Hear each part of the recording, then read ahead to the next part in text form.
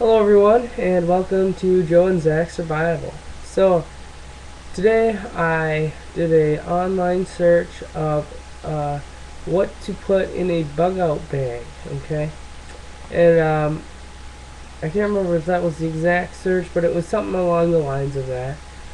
And I came to a website, which I'm not going to mention because I don't know if I can or not, but it's the 7 types of gear you must have in your bug out bag. Okay, so what I would like to do is I would like to read the highlights that I literally highlighted it of the 7 types, if there is actually 7. There is, but I would like to read them and get your guys' opinion on them, and then I might just kind of start a series where, well, me and my dad might start a series where we just do this. We go online, we research stuff that people say, and we just talk about it. Because, you know, our talking videos do get a lot of feedback, and that's really what we like. We love feedback, and we also like making videos of survival, but it's nice to talk about things. So without me blabbing on here a minute and a half in, I'm going to go over the 7 types of gear that this website thinks they should have. Okay, so at first it just explains what the other definitions of it: a bob, dodge bag, good bag, 72-hour bag, a couple other names for it, but they didn't mention any others. They just mentioned those ones. Alright, so first off, it has water, which is really important, believe it or not. It's what you survive on.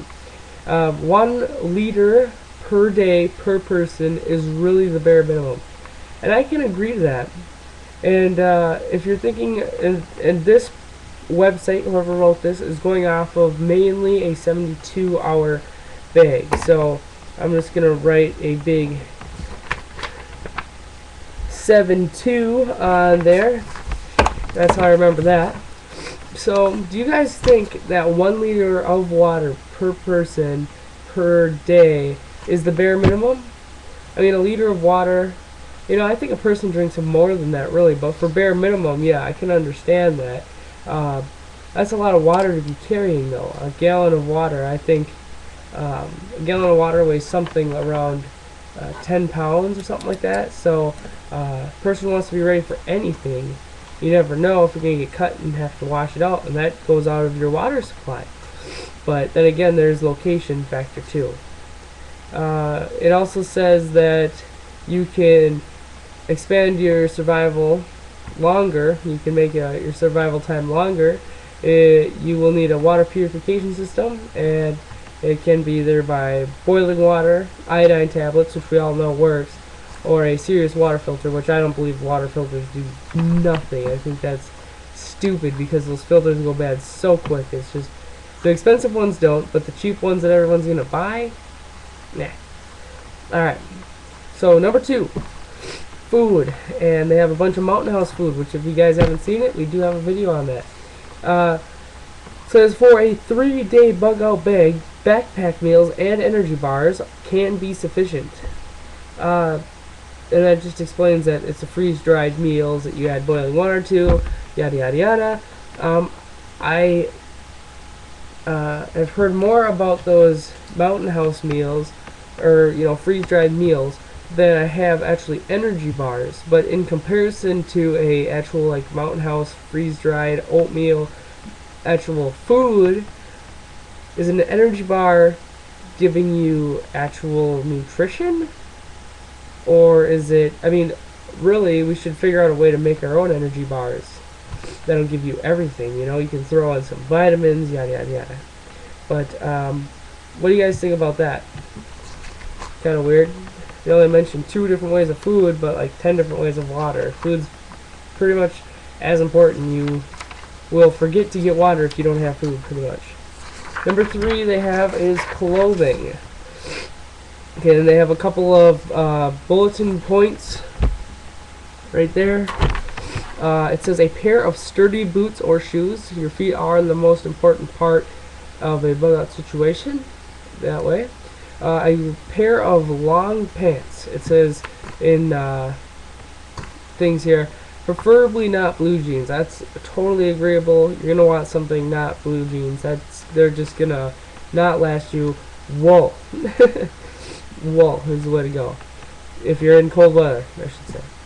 2 pairs of socks, preferably not cotton. That's true. Socks are shouldn't be cotton because it should be something else that is more breathable and better for your feet. 2 shirts. It says maybe 1 long sleeve and 1 short sleeve for layering. That's true. 2 shirts, maybe 2 nice quality shirts. Wool. A jacket that is both warm and protection from rain, aka waterproof. That's a real good thing to have. It's just that's seasonal option there. If it's summertime, I'm not going to throw a jacket in my bug out bag. I'm just going to have to deal with it because conditions and stuff, you want your bug out bag to be light as possible. So maybe just throw in a poncho, which I think it mentions in here. A warm long underwear, that's great. You're going to want that. Which you can also wear in the summertime as almost like shorts. A hat, that's true, and a bandana. And then it has next to it 30 uses for a bandana, and I did print off 30 uses for a bandana, so that'll be my next video. Okay. Number 4 is shelter. It says some type of tent or tarp and a way to set it up. That's true, I think. A ground tarp for underneath your shelter to stay dry, or a sleeping pad. That's true unless you were just smart enough to grab a hammock and that way you wouldn't, if you have a tarp to be your tent and a tarp to be underneath, or you could use 1 tarp, but I think a hammock is really kind of the way to go. In the wintertime, then you're not laying on snow, and in the summertime, then you're up from the creepy crawlies. Number, 5, first aid kit. Now this guy was smart. He didn't really say much for the first aid kit because he knew that he would get some feedback that was probably negative, and that's very true. That's a smart thing. He just said to buy your own kit and make it your own by adding and taking things out that you think you will need or won't need. Number 6, basic gear, and it has a picture of matches. He says basically what I got out of this was rain gear, and he says at least 2 ways to stay dry in the rain. Poncho and coat are a good couple with your tent/shelter. That's true. And fire. It's not number 7 yet, but it says a bare minimum of 3 different ways to make fire. And it goes under the basic gear list because fire is pretty basic gear. Cooking, a bare minimum of a small pot, large cup to boil water, and for both drinking and freezing dried meals. A small backpacking stove and fuel are better. Or you can carry a magnesium flint stick and be smart, and you can carry 10 of those and it'll take up the spot of a sterno can or a alcohol stove. Wow, time's getting long here, guys. Light is 1. At least 2 dependable flashlights and a back-up set of batteries for each, which is smart. Boogeyman comes at night, so nice to have it. Just don't burn your batteries. And number 7, a weapon. I didn't highlight anything because he said obviously a firearm or some sort is best for this. And then he says though not in all situations, which is good. Guns are debatable. I believe that a bow is better. Like I think I mentioned that in the other video that I did talking. A bow is renewable, a gun is not. You can't just go and find your shell and stick it back into its and stick the lead back. You're never going to find the lead for one, but if you were to find a rock that would fit into the shell, that's not going to save you as a bow would. And I wouldn't want a compound bow, even though they're quiet. I would want a recurve because they seem more versatile with their sights, and I can make my own arrows for that. So everyone, tell me what you thought of the 7 types of gear that you must have in your bug out bag. I'm sure that you guys will comment a lot and make maybe video responses, which is cool. And you know, this is I would like if the comments and video responses, I would like if they would be talking about what we just talked about, not about like, well, my 7 items would be this is this. I would like to get opinions on like what this person said, and if you guys thought that some stuff was right or wrong. Yeah.